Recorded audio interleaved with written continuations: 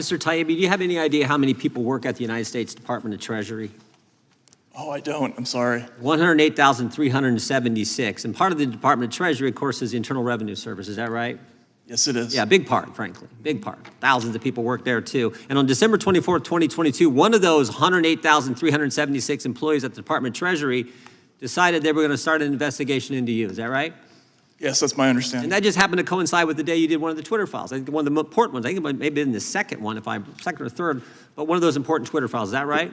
Yes, it was. And then a few months later, you're sitting in that same seat testifying in front of this committee, and the very time you're testifying, another one of those 108,376 people knock on your door. Unannounced visit to your home, which, by the way, they've discontinued because of this issue and a bunch of other crazy things they were doing. Is that right? That's right, Mr. Chairman. Just for the record, they actually owed you money, right? You didn't do anything wrong. Is that They did. They owed me quite a lot of money. Yeah, okay, I just want to make that clear. But obviously, a way to intimidate someone who is focusing on this issue we're discussing today, right? Yes. Now, we just got an order from a judge.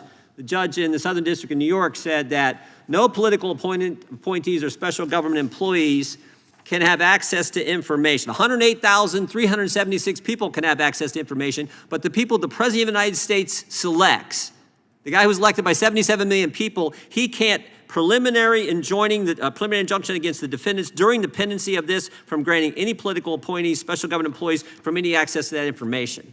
I don't know about you, Mr. Schellenberg, I find that kind of troubling. 108,000 people can do it, at least one of them, Christmas Eve. We got a federal government employees working hard on Christmas Eve, probably remotely working, going after Mr. Taibbi, but the President of the United States can't have people go in and look and see if we can save some money for the taxpayers. He can't do that according to this judge. Think that makes sense, Mr. Schellenberger? It doesn't. I mean, my understanding is that the president controls the executive branch and the executive branch Article agencies. 2, Section 1, very first sentence, executive power shall be vested in the president, in a president of the United States of America. First sentence. Yep. Yeah, but this judge says, no, no, no. We got to trust the this is the fundamental issue. Do you trust the unelected bureaucrats, I think it was Mr. Tiffany and Mr. McClintock, or do you trust the guy who was elected by the people? And that's where I would rather put our trust in the people who they put in office to do these kind of things. Now, you mentioned earlier, I'm going to jump around here and try to get to all of you, Mr. Schellenberger. You mentioned that USAID, which has been in the news of late, spending taxpayer money on all kinds of stupid things, is also involved in the censorship effort. And I want you to just elaborate on that a little bit, because this is going on as we speak. I want you to elaborate on that for the committee, if you would. Yeah, I mean, I think it's important to understand that USAID viewed this very holistically. And it's important, if you look at the Hunter Biden laptop case, which is an extremely important case to understand, because the FBI was weaponized, then it weaponized the Aspen Institute to brainwash the entire media. It wasn't just that they censored it. It was that they changed the perception of the laptop. They created the perception that it was something other than what it obviously was. And that's what these guys are trying to do. These are called information operations, and USAID has been in the process of taking over so-called independent investigative journalism around the world, and at the same time then training NGOs how to demand censorship. For example, Mr. Aaron's organization has been working to train organizations to so-called flag misinformation behind the scenes.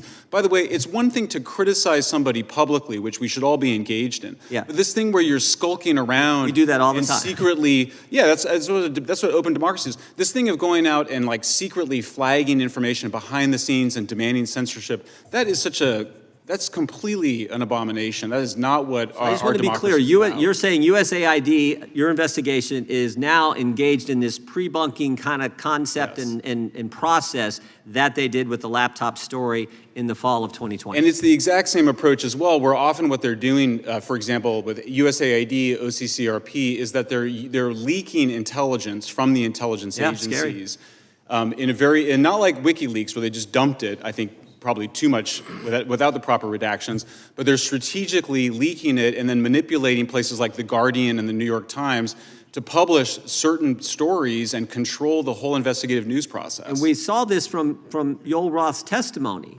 He testified during these weekly meetings that federal law enforcement communicated to us there was going to be hack and leak operations before the presidential election, likely in October. We had these, so that what's going to happen, when it's going to happen, and then they said here, who it's going to involve, that there were rumors that the hack leak operation would involve Hunter Biden.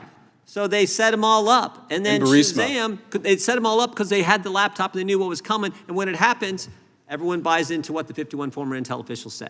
That's right. Mr. Subramanya, I want to give you the last word. RFK, I just want you to know, I appreciate the historical perspective you brought when you testified last Congress, but one of the statements that stuck with this last Congress was actually a statement made by RFK Jr. when he said, when you look at history, it is never the good guys who are for censorship.